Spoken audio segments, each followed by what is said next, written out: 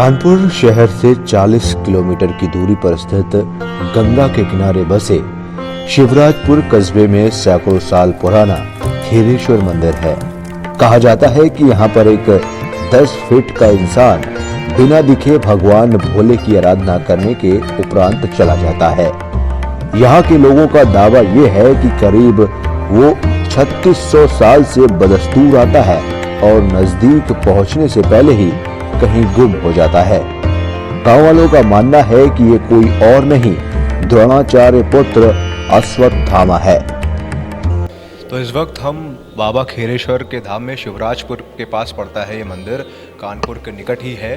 थोड़ा सा कानपुर से आगे बढ़ेंगे तो शिवराजपुर पड़ता है, वहाँ पर बाबा खेरेश्वर का प्राचीन मंदिर है। यहाँ पर ऐसा माना जाता है कि यहाँ पर आज भी अश्वत्थामा जी पूजन के लिए सुबह आते हैं। तो हमारे साथ में अधिक जानकारी के लिए यहाँ के महंत आकाशपुरी जी हमारे साथ में मौजूद है। आपका बहुत बहुत स्वागत है। महंत जी, ये बताइए कि ये मंदिर कितना प्राचीन है और कितना पुराना, क्या इतिहास है इसका? ये मंदिर तो करीब 1000 वर्ष पुराना है। बाकी ये जो बाबा का शिवलिंग है, ये द्वापर से इसका संपर्क है, क्योंकि महाभारत में गुरु द्रोणाचार्य जी जो थे वो इनका पूजन करते थे। ये पुराने इतिहास में आरण्यवन जंगल था किसी समय। कौरवों और पांडवों को बाण विद्या यहीं पे सिखाया गया है, यहाँ द्रोणाचार्य ने सिखाया है। यहाँ पे गुरु द्रोणाचार्य की कुटी थी। जी हाँ, उसी और बाबा का पूजन गुरु द्रोणाचार्य जी करते थे। तो जब अश्वत्थामा ने पांडवों के बच्चों का सर काटा, उनकी मणि निकाली गई, उन्होंने भगवान कृष्ण से विनती की कि इसकी क्षतिपूर्ति कैसे होगी।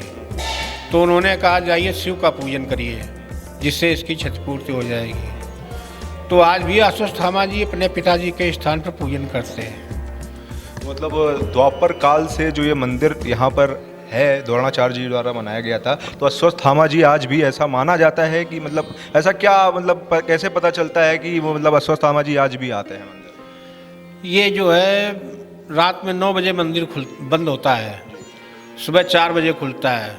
तो रात में जो है करीब 1-2 के बीच में ऐसा कभी अचानक घंटे की आवाज़ होती है, कभी खड़ाओं के पदचाप वगैरह सुनाई पड़ते हैं, कभी कभी जंगली पुष्प बाबा पे मिलते हैं, कभी कभी जो है चावल मिलता है या जल का निशान मिलता है, ऐसा अवशेष मिलता रहता है। तो आपके द्वारा कभी ये अनुभव किया गया, घंटे की आवाज़, खड़ाऊ का आवाज़ या मतलब ऐसा पुष्प चढ़ाना, ऐसा आपके द्वारा कभी अनुभव किया गया? हम लोग इस पर गौर नहीं करते हैं, क्योंकि हमारे बुजुर्गों ने कहा कि कभी इसके पीछे न पड़ना, जो हो रहा है उसको होने देना, तुम अपना काम करो, वो अपना काम करते रहेंगे।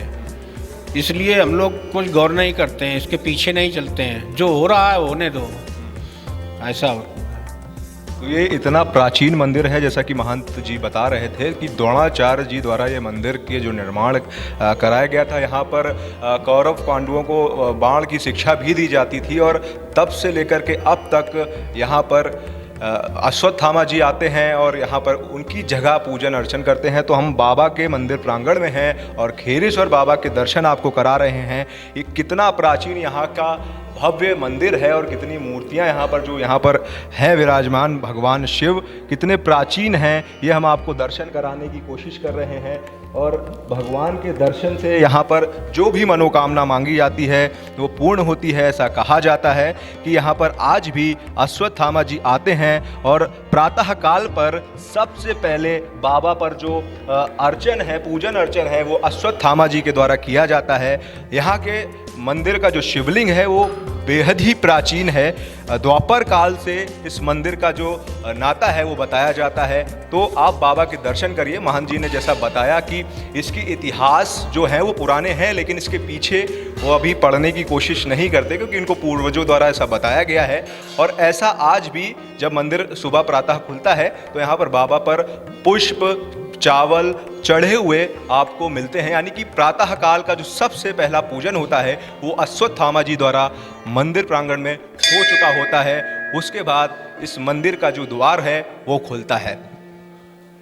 तो आप करिए बाबा खेरेश्वर